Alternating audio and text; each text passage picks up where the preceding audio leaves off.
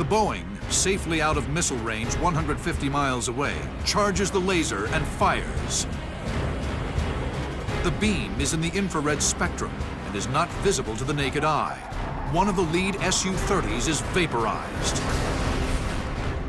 The effect of the weapon is slow to sink in for the enemy formation. No one is quite sure what happened.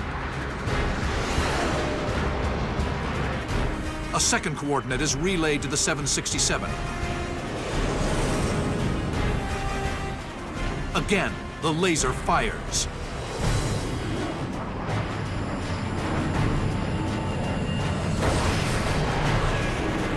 Now the Su-30s take evasive action, diving toward the Pacific to flee the lethal ray. With open war at hand, the Raptors secure permission to engage any hostile target.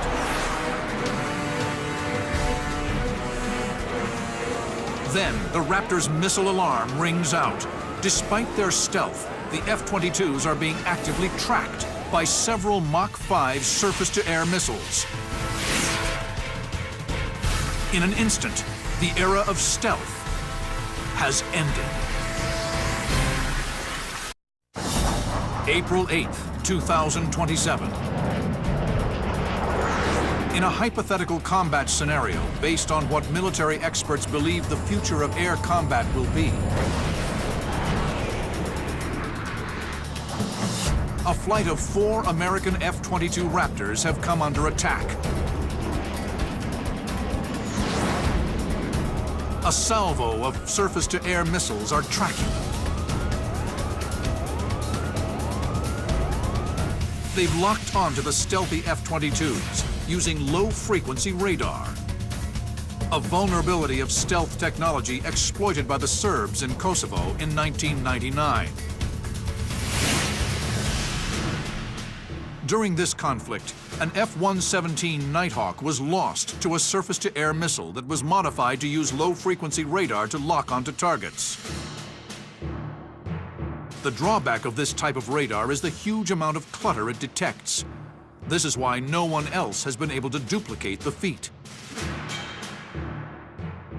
Though they say that low-frequency radar could possibly see stealth aircraft if it was computer-aided and they were able to clean up all the clutter and then actually focus in on a stealth aircraft.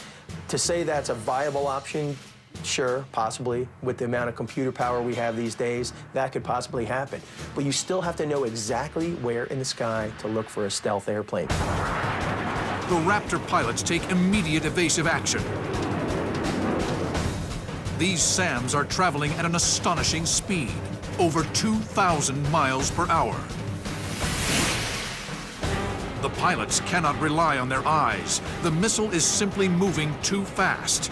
The HMD aids them, projecting the SAM's position on the visor so they can maneuver. One missile finds its mark.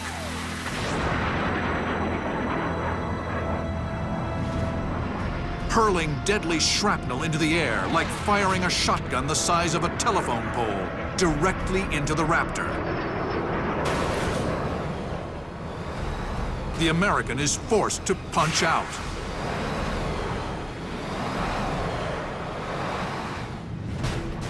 With quick thinking and aggressive maneuvering, the 3 remaining F-22s defeat their missiles and retreat.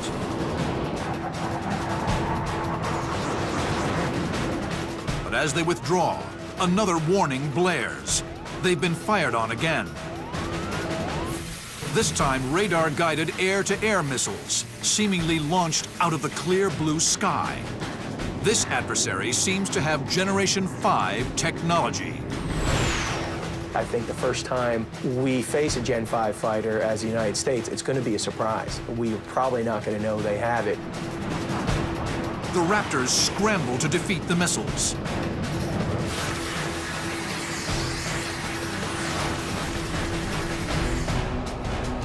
Then they pick up several faint radar contacts. Enemy aircraft moving towards them at Mach 2.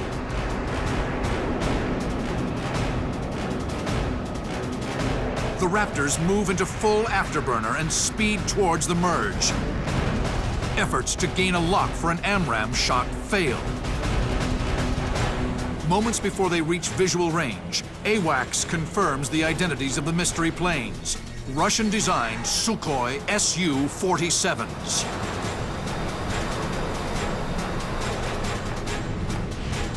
The Su-47 was introduced in 2000 and is only at the beginning of its development.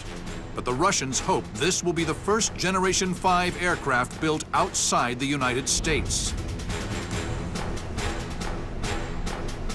They have the technology. It's just a matter of them getting the money and the wherewithal to put it together, and the threat. Right now, I mean, they're not threatened by us. They're not doing anything to us.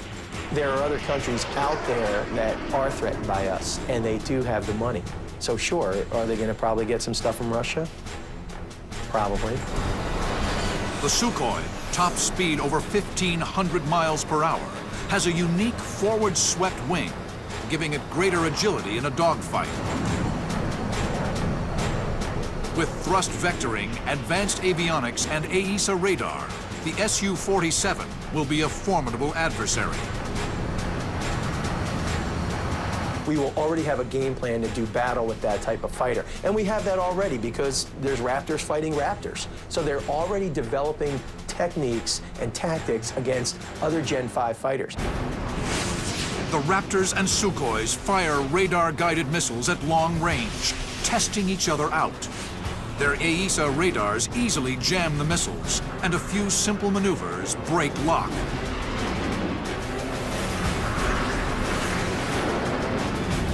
In this scenario, technology is a virtual wash.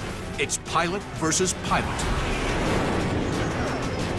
One unlucky Raptor pilot attracts the attention of 3 Sukhois.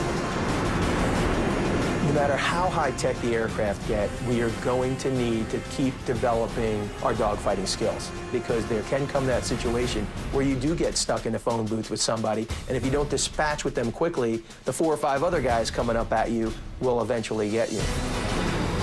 The Su-47s engage the F-22 at close range, firing heat-seeking missiles. The enemy pilots contain the fiercely maneuvering American F-22.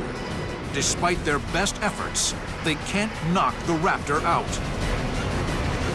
The West way of fighting is you allow the individual to assess the situation on site, and then he makes the determination, or she makes the determination that this is the way I'm going to fight this battle.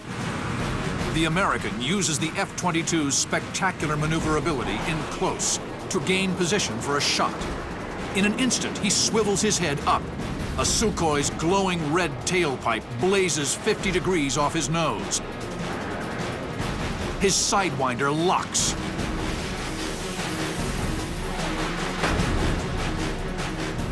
The missile streaks in. Its continuous rod warhead, a packed ring of welded steel rods, bursts open inside the aircraft.